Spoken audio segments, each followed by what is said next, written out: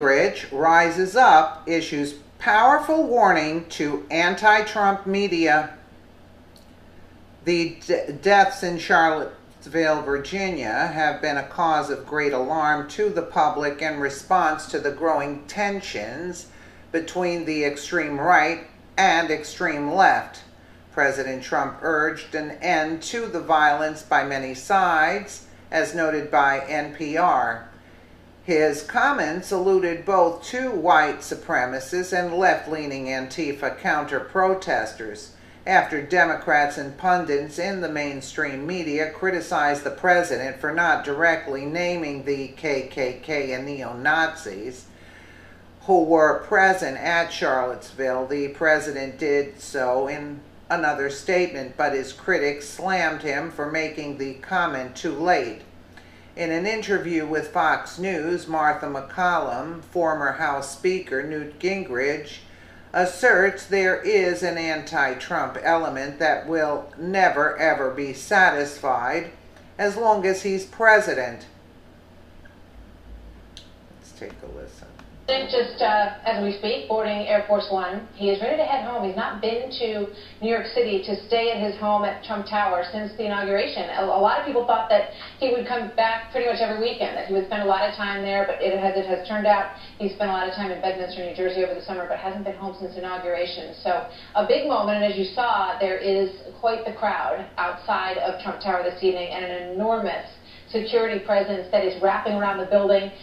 Sanitation trucks that are loaded down with sand, literally forming a barricade around all of Trump Tower. That is the corner across from Trump Tower where there are hundreds, I would say at least, of people outside ready to greet him as he comes back. So a little while before he boarded Air Force One, the president did respond via Twitter just a little while ago. He made additional, this is what he said, I made additional remarks on Charlottesville and realized once again that the hashtag fake news media will never be fully satisfied. Truly bad people, exclamation point. Joining me now to respond to all of this tonight, Fox News contributor and former Speaker of the House, Newt Gingrich. She is also the author of, quote, Understanding Trump. Newt, good to see you tonight. Just watching the crowd outside of Trump Tower and thinking about all that has transpired in the recent days, and this being the first time he's really been back home since then. What's your reflection on where we are with all this tonight? Well, let me say, in all honesty, I heard his comments on Saturday. Calista and I happened to be watching TV when he spoke. Neither of us thought they were particularly inappropriate or particularly weak. He came out against bigotry, against racism, against hatred, against violence. He indicated it was un-American. But clearly there was a hunger for him to use the specific phrases about white supremacists and about the KKK and about Nazis. And he came back today. He said every single thing that his critics on the left want. So now you have crowds who are saying, we didn't say it soon enough. I just want to suggest to you, there's an anti-Trump movement in this country that will never, ever be satisfied as long as he's president. And at some point we have to understand his concern about violence on the left is real. Look at Middlebury College. Look at the chancellor of the University of California, Berkeley, who's putting in a $9,000 door to escape if the students occupy the office. Look at the people who called for shooting policemen. I mean, there are a lot of reasons to believe that we have a two-sided violence problem, not just a one-sided violence problem. Why do we? I think the gap in the country right now is that deep and that real. I think that the people on the left have a radically different vision of America's future than traditional Americans. And I think there's a small element on the right, which has been there for a long time, which is genuinely crazy. And then let me say, as a historian, Nazism was an anti-Christian, totalitarian, anti-Semitic evil. Any person who tells you they're a neo-Nazi is telling you they're signing up for evil. And I think we have every right as a country to decide that we'll do everything we can to make it impossible to have an effective Nazi movement in this country, just as we should have an effective anti-Ku Klux Klan movement, which is focused in a way against Americans. By the way, remember, it's Donald Trump who last year in the campaign repudiated David Duke, he repudiated the KKK, and in his inaugural, he said All of us bleed the same color, and to be racist is to be un-American.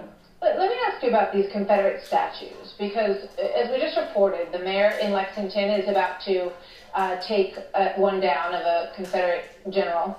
And where does that stop? You know, at what point are you erasing history and not sort of understanding the role that these people played and the times that they lived in? Condi Rice, who'd been Secretary of State, National Security Advisor, a PhD in history, a brilliant woman, an African-American who knew the young girls who were killed in Birmingham during the Civil Rights Movement. So she has some real credibility. She made the point yesterday, trying to erase parts of our memory is dangerous. Where does it stop? And I think that this whole effort on the left, they're going to have a run right now that is emotional, destructive, and wrong. It is anti-American. It is anti-American history. And I can appreciate the anger that somebody who's African-American might feel about somebody who's a Confederate. But let me suggest to you, there were 4,000 people shot in Chicago last year. Not a single one of them is helped by focusing on symbolic issues that are total baloney. And where are you going to stop it? You want to say, what if you weren't sensitive enough to the Holocaust? We should take down all the statues of Franklin Delano Roosevelt? You can make an argument for that. Well, you can make an argument for Thomas Jefferson and George Washington. Are you going to change the name of the Washington Monument? Slave owners. Absolutely, that's my point. Right.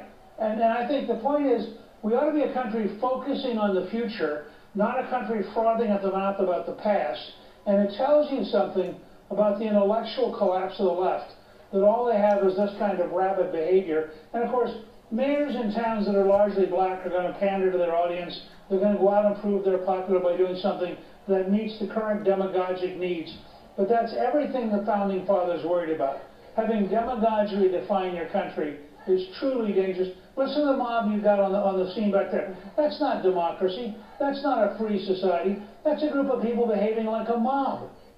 Well, we'll see. We're watching it Absolutely. tonight. Newt Gingrich, as always. Good to talk to you. Thank you very much. Absolutely, yeah. That's it. It's a mob. This is not democracy. Absolutely correct. And move forward. He's absolutely correct there. Let me know what you guys think.